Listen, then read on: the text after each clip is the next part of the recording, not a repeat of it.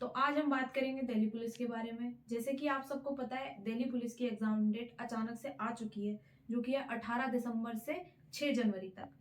तो लास्ट 15 दिनों में हमें किस सब्जेक्ट पे कितना ध्यान देना है और कैसे करना है, उस पे हम आज इस वीडियो के अंदर बात करेंगे।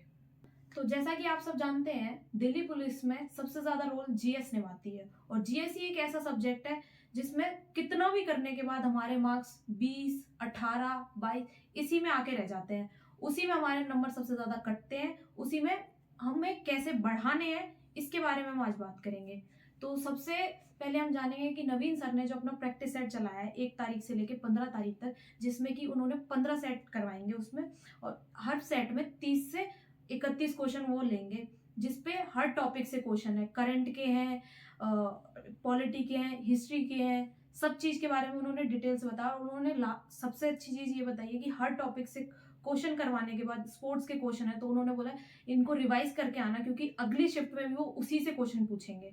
तो ये सबसे अच्छी चीज है। जब आप इन सब सारे प्रैक्टिस सेट को लगाओगे, उसके बाद आप मॉक दोगे, तो आपको पता लगेगा कि वो प्रैक्टिस सेट आपके लिए कितना यूजफुल है और कितना नहीं है। क्योंकि जितने भी प्रैक्टिस सेट आप जितने ज्यादा लगाओगे, उतने ही आपके मार्क्स इंक्रीज होंगे। सबसे अच्छा इसमें हमें एक और प्रैक्टिस सेट मिलता है, जो कि परमार सर। जिसको भी परमार का अच्छा लगता है वो परमार का लगाएं, जिसको भी नवीन सर का अच्छा लगता है वो नवीन सर का लगाएं, और जिसको दोनों लगा सकते हैं वो दोनों लगाएं, क्योंकि दोनों ही टीचर के प्रैक्टिस सेट बहुत हेल्पफुल है। और पहले के जो जैसे कि पहले के एग्जामों में देखा जाता है, परमार सर के प्रैक्टिस सेट लगाने के बाद, जीएस उनसे करने के बाद मार्क्स अच्छे खासे इंक्रीज होते हुए देखे हैं। जिसके 20 आते हैं उसके 25 आए, 30 आए हैं।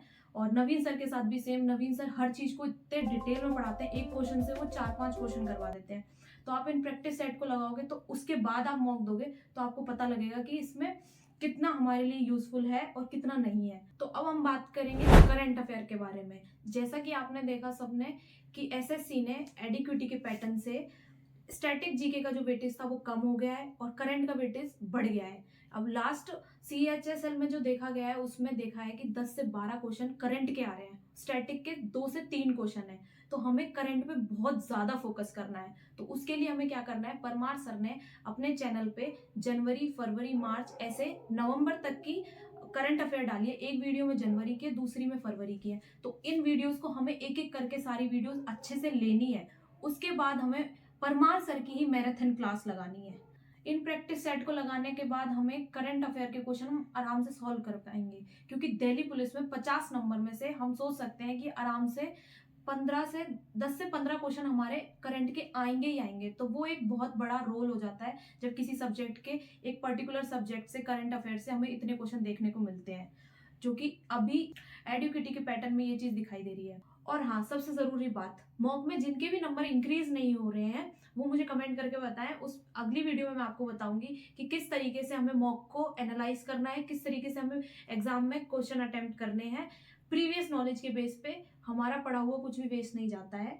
तो उस बेसिस पे मैं आपको बताऊंगी कि किस तरीके से हमें क्वेश्चन को अटेम्प्ट करना है, किस तरीके से नहीं करना है। तो अब हम आपको मिलेंगे नेक्स्ट वीडियो में। धन्यवाद।